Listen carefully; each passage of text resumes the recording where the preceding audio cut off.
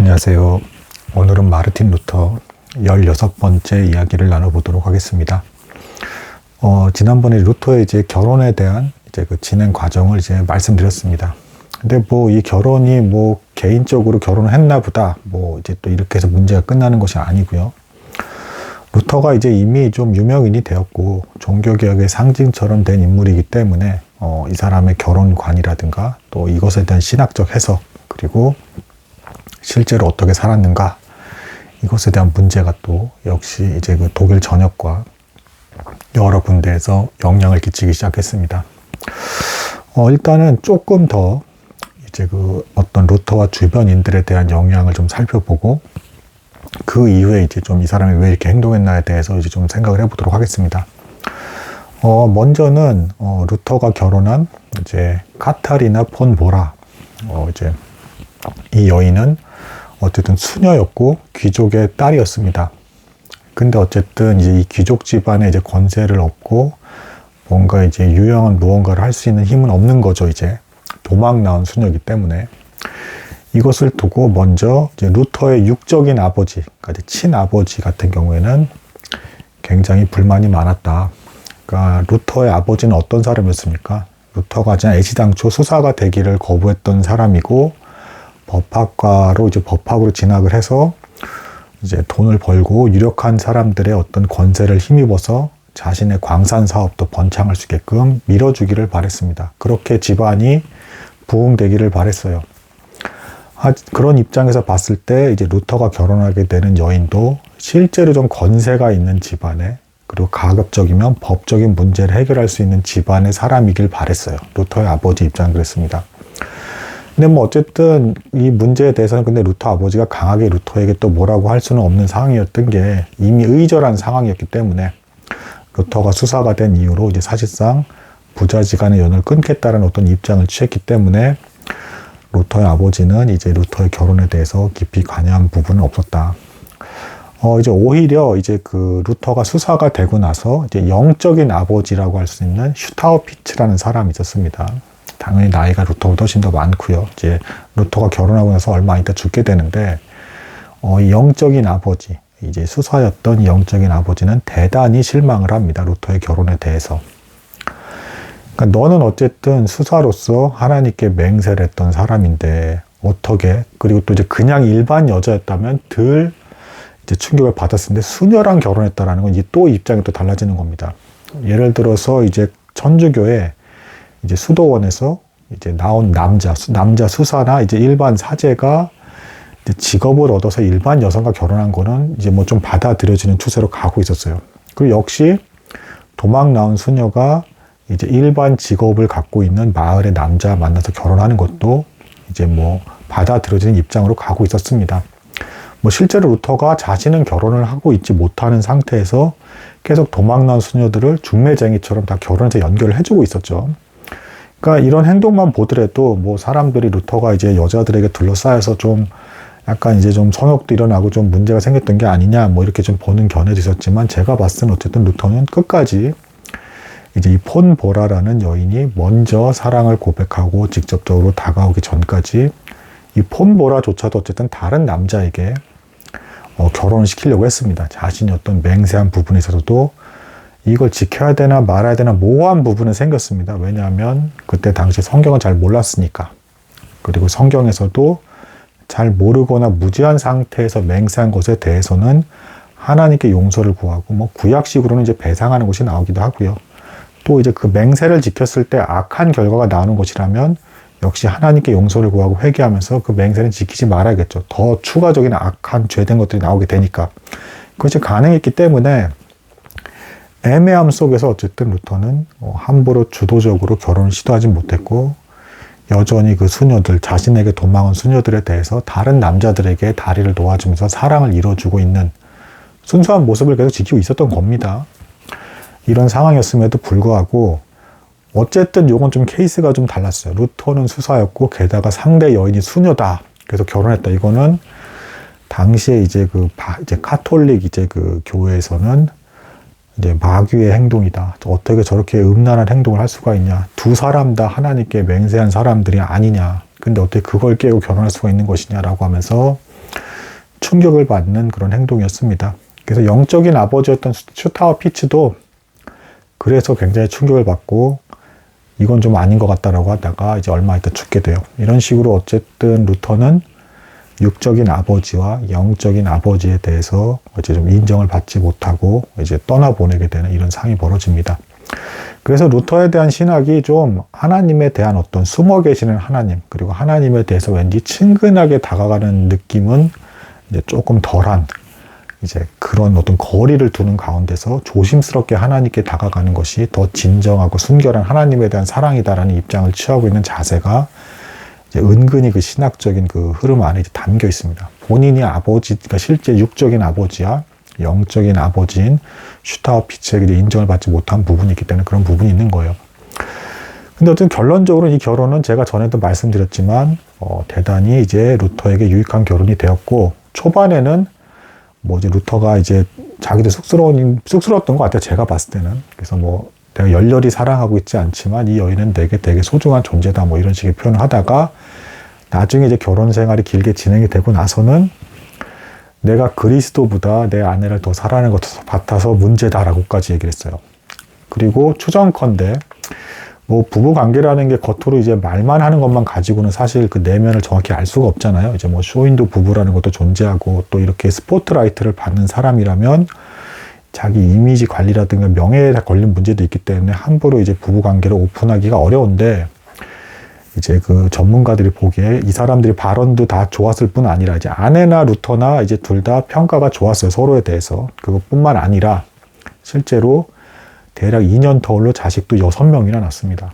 그러니까 자식도 많이 낳았다는 얘기는 이제 두 사람의 어떤 육적인 관계조차도 만족도가 높았다. 이렇게 이제 보는 것입니다. 자, 여기서 이제 루터의 신학이 또 이제 정립되는데 중요한 역할을 합니다. 루터가 결혼 생활을 했기 때문에 어쨌든 이것은 결혼 생활까지 해본 남자로서 이제 어떤 성적인 문제에 대해서 좀 더 이제 전문가적인 입장을 취할 수가 있게 된 것입니다. 그래서 루터의 신학은 영과 육을 칼같이 이렇게 분리하지 않습니다. 그러니까 육적인 욕구에 대해서 영적인 것이 이제 그 영향을 받기도 하고, 영적인 것에 의해서 육적인 것이 영향을 받기도 한다. 단 영에 대한 것을 루터가 말할 때는 성경과 절대 분리가 되지 않습니다. 그러니까 모호하게 신비주의적인 입장을 취하면서 그런 영에 대해서 말하는 것에 대해서는 루터가 초반에는 그걸 받아들였지만 이제 후반기로 갈수록 말씀에 의해서 반응하는 것을 이제 영의 작용으로 해석했고, 성경으로 충분하다 입장하는 것을 점점 강조해 나가기 시작을 합니다. 그래도 모호한 것이 아니다라는 것이죠. 어떤 하나님에 대한 영적인 어떤 삶이라는 게 이제 그걸 이제 분명히 하고요. 그래서 이제 슈타우피트라 이제 그 카를 슈타트라든가 이제 다른 종교개혁가들은 아직도 여전히 좀 중세 기독교 천주교적인 어떤 색채가 강했기 때문에, 지금 천주교는 또 제가 다르다고 분명히 말씀드렸습니다. 굉장히 금욕적인 성격이 강했기 때문에 성적인 건 왠지 좀 제약됐고, 영과 육은 분명히 분리되어 있고 육은 더러운 것이다라는 어떤 그런 사회 분위기적인 것에 자유롭지 못했습니다. 하지만 루터는 인간은 어차피 철저히 부패했다. 이게 어떻게 보면 되게 비관적인 말 같은데 이걸 잘 들으셔야 됩니다. 이게 비관론에 빠지라는 게 아니에요. 인간은 어차피 철저히 부패고 하나님 앞에서는 도무지 선행할 수 있는 것이 없기 때문에 이 성적인 부부 간의 관계의 문제에 있어서도 어차피 이런 거나 저런 거나 완전히 하나님을 기쁘게 할 수 있는 것은 없다. 그렇기 때문에 오히려 그런 비참한 인간의 상태이기 때문에 나 자신에 대해서 지나치게 주목하거나 이기심을 갖지 말고 하나님께 집중해서 하나님의 말씀의 뜻을 살아가면 되는 것이다. 그렇게 단순하게 삶을 살아가면서 즐겁게 기쁘게 살아가면 된다라는 것입니다. 그래서 그럼 인간이 이렇게 부패했는데 그럼 선을 행해야 되려는 이유는 무엇이냐? 부족하나마 그런 것을 행하려고 할 때 그리스도 안에서 하나님께서 우리를 보시기 때문에 그것을 값지다 여겨주시는 것이지 우리의 노력이나 공로 때문에 값지다 여겨주시는 것이 아니다. 그래서 그런 의미에서 우리의 선행은 의미가 있는 것이다 라는 이제 입장을 취한 것입니다. 자, 이것에 대해서 이제 그 에라스무스라는 이제 그 루터보다 또 한 세대 위인 이제 그 선배격인 사람인데 인문학자입니다. 근데 이 에라스무스가 이제 루터와 이제 논박의 어떤 편지를 주고받게 됩니다. 이제 그 루터 수사와 이제 폰보라 이제 수녀의 결혼에 대해서는 이건 좀 아닌 것 같다는 입장을 취하면서 에라스무스가 편지를 보내고 둘이 서신서를 주고받은 일이 발생을 해요.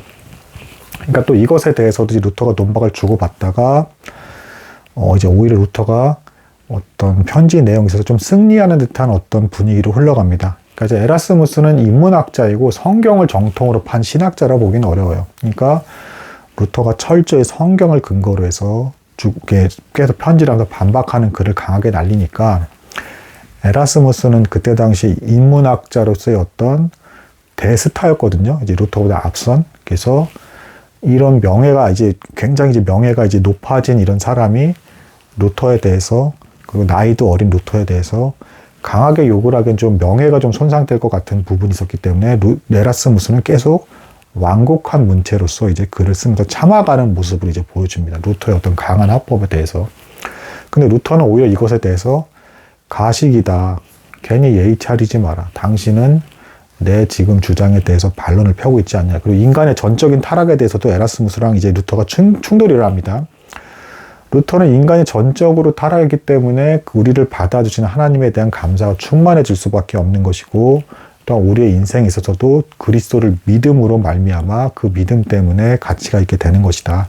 하나님께서 그런 가치가 있는 삶으로서 부족하나마 이제 살아가게 성령을 동원해서 이 말씀을 통해서 이끌어 가시는 것이고, 그래서 우리의 삶이 의미가 있어지는 방향으로 가는 것이다. 하지만 단 한순간도 우리의 선행만 가지고 하나님께 만족해 드릴 수는 없다. 그리스도의 보혈의 공로가 있기 때문에 하나님께서 받아주시는 것뿐이다라는 입장을 취했어요. 하지만 에라스무스는 아니다. 인간은 그렇게까지 전적으로 타락한 것이 아니다라는 입장을 취하면서 또 논박을 주고받습니다. 자, 그래서 이게 이제 그 루터의 어떤 결혼 사건을 통해서 촉발된 어떤 그 충돌인데, 이로 인해서 인문학과 신학이 또 이제 분리가 되는 이제 큰 흐름이 이제 나타나기 시작을 합니다. 이게 이제 어떤 이 충돌 이후에, 그러니까 인문학과 신학이 분류되는 어떤 이런 일이 나타나게 되고, 루터는 이 일에 대해서 의외로 만족합니다. 왜냐하면 자기가 이런 대학자에 대해서 전혀 밀리지도 않았을 뿐더러 더 성경의 근거에 확실하게, 성경은 이제 뭐 내용 잘 살펴보시면 어쨌든 인간의 전적인 타락에 대한 내용들이 무수히 많이 나오죠. 근데 다만 예수 그리스도 안에 우리가 있기 때문에 우리 어떤 선한 행동들의 의미가 있는 것이 되는 것이죠. 성경의 어떤 해석에 의하면. 어쨌든 루터는 이 논박 구조에서 자신이 우월하게 이제 이끌어 간 것에 대해서 편지글을 통해서지만 대단히 자부심을 느꼈고, 이 모습에서 이제 아내인 폰 보라조차도 자신의 남편에 대해서 굉장히 그 탁월함에 놀라면서 에라스무스에게 밀리지 않는 자신의 남편에 대해서 자긍심을 느낀 듯한 이제 반응을 보이기 시작을 합니다. 자, 근데 이제 뭐 요거까지는 좀 말씀을 드리겠습니다. 뭐 결혼에 대해서 이후에 또 추가적으로 또 이게 파급이 굉장히 커서 이후에 어떤 결혼관에 있어서 뭐 말씀드릴 게 좀 몇 가지가 더 있는데, 뭐 한 가지만 더 말씀드리자면 이제 결정타가 이거였습니다. 이때까지는 교회가 결혼을 주관했어요. 교회가. 그래서 어떤 주교나 이런 사람들의 어떤 앞에서 맹세를 하고 교회의 명부가 있고 이렇게 주관했는데, 이 결혼이라는 것은 성례가 아니다, 루터가 주장을 합니다. 그래서 국가의 주도하에서 이제 관리를 받아야 된다는 입장을 취하게 돼요. 이게 굉장히 파격적인 겁니다. 그래서 교회 명부에 결혼 명부가 들어가는 것이 아니라, 이제 결혼은 성례가 아니기 때문에 이제 국가의 혼인신고를 하고 영주들의 관리를 받게 되는 일로서 이제 바뀌게 됩니다. 이거 이제 굉장히 사회적으로 큰 변혁이고요. 이 과정에서 폰 보라는 어떤 역할을 했냐? 대단히 현모양처였기 때문에 어떤 이제 종교개혁가들에 대해서 해석하는 사람들은 이렇게까지 얘기를 합니다. 폰 보라가 뒷받침을 해주지 않았으면 루터는 종교개혁을 성공할 수 없었다. 이렇게까지 얘기를 하고, 루터 스스로도 그거를 인정을 했습니다. 자신의 아내가 없으면 나는 내가 했었을 일을 할 수가 없었다. 루터가 온전히 학자로서 모든 수많은 서신서와 교류를 할 수 있게끔, 집중할 수 있게끔 아내가 다 솔선수범해줘서 뒤에 가정일과 심지어는 사업적인 부분과 땅을 사고 파는 일까지 다 주관해줘서 경제적이고 경제적인 문제, 집안일까지도 다 해결을 해주는 정도로까지 서포트를 해줬어요. 그러면서도 루터를 존경하고 사랑했습니다. 뭐 기록에 의하면 학자님이라고 부르기도 했고, 또 뭐 교수님이라고 부르기도 하고, 남편을 굉장히 우대해 줬다라고 해요. 이것에 대해서 루터도 아내에 대해서 너무너무 감사해하면서, 아내의 헌신이 없었다면 나는 아무것도 할 수 없었을 것이라는 것을 분명하게 인정을 합니다. 그래서 이 두 부분은 어쨌든 마치 한 사람처럼 종교 개혁의 성공으로서 이제 그 일들을 진행해 나가는데 놀랍도록 합심을 해서 좋은 방향으로서 이뤄 나가게 된다. 뭐 이렇게까지 말씀드릴 수 있겠습니다. 오늘 여기까지 나도록 하겠습니다. 감사합니다.